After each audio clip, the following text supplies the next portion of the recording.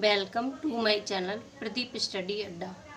जैसा कि आप सभी को पता है कि 16 अगस्त को धरना होने वाला है, तो उसके विषय में आप सबके सामने मैं कुछ अपने व्यूज़ लेकर आई हूँ। जैसा कि प्रदीप सर ने कहा या रजत सिंह जी ने कहा, तो पिछली बार जो धरने हुए हैं उनमें 1 लाख की संख्या में से 1000 प्रशिक्षु उपस्थित नहीं हुए वहाँ पर। तो जब आप लोग आपस में संगठन नहीं रख पा रहे हो, आप लोग जब आपस में एकजुट नहीं हो, वहाँ पर जब पुलिस आती है या कोई बात होती है तो वहाँ से आधे लोग इधर उधर भागने लगते हैं। इस तरह से तो आप लोग अपनी कामयाबी नहीं पा सकते हो। इस तरह से तो धरना प्रभावशाली नहीं हो सकता है। तो अगर आपको लगता है कि धरने को प्रभावशाली रखना है और आपको अपनी बात पूरी करवानी है, तो आपको सबसे पहले संगठन रखना होगा, एकजुट होना होगा। यदि आप लोग एकजुट हो जाओगे तब आपको कामयाबी ज़रूर हासिल होगी। जैसा कि अभी तक के जो धरने हुए हैं, तो उनको ध्यान में रखते हुए आपसे मुझे ये कहना है कि अभी तक इतने धरने हुए, फिर भी आप लोग का 2019 बैच अभी तक प्रमोट नहीं हुआ। अभी तक कोई संतोषजनक उत्तर नहीं मिला है कि अगर प्रमोट नहीं करेंगे तो पेपर ही करा दें या एग्ज़ाम्स भी नहीं करा रहे हैं, प्रमोट भी नहीं कर रहे हैं। तो ये सब माजरा क्या है? इस सब माजरा को जानने के लिए हम सबको एकजुट होना होगा। इस बार का जो धरना है वो शिक्षक भर्ती को लेकर है, 2019 बैच प्रमोट को लेकर है।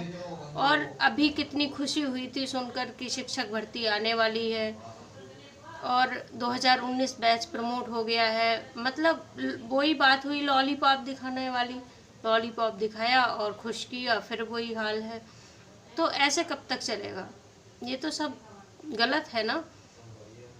तो अब तो कोई भी नादान नहीं है और मैं समझती हूँ कि अभी तक 2-3 धरने हो चुके हैं। उन सब धरनों को हर किसी को पता चल चुका है, जो भी धरने हुए हैं अभी तक उनके विषय में। तो उनको ध्यान में रखते हुए आप सबको जागरूक होना होगा। अब तो एक आवाज़ लगाओ, अब तो एक आवाज़ उठानी होगी आप सबको। अगर अभी भी आप लोग पीछे रह गए तो कैसे आगे बढ़ पाओगे?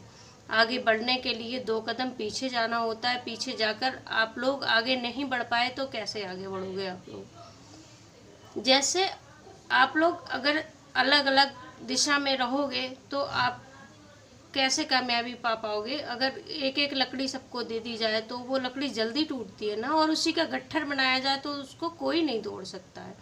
तो अपनी एकता की ताकत को दिखाओ। जैसे वहाँ जब पुलिस आ जाती है, कुछ भी होता है, तो वहाँ कुछ ही लोग बचते हैं और बाकी सब इधर उधर भाग जाते हैं धरने में। 1 लाख की संख्या में अगर लड़ने के लिए 1000 व्यक्ति को खड़ा कर दिया जाए तो वो 1000 व्यक्ति क्या कर पाएंगे? अगर 1 लाख की संख्या में 1000 भी नहीं रहते हैं वहाँ, 500 भी नहीं रहते हैं, भाग जाते हैं।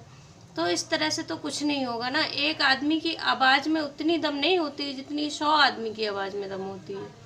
और 100 के बराबर जब 1000 आदमी की आवाज़ में दम होगी तो आप लोग को कोई पीछे नहीं हटा सकता है।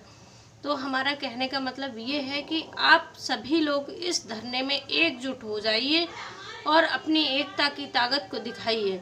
यदि आपने ये सब कर दिया तो आपके लिए शिक्षक भर्ती में जाने से कोई नहीं रोक सकता है। शिक्षक बनने से आप सबको कोई नहीं रोक सकता है। डीएलएड 2019 बैच को प्रमोट होने से कोई नहीं रोक सकता है। इस धरने को सबसे अधिक प्रभावशाली बनाइए।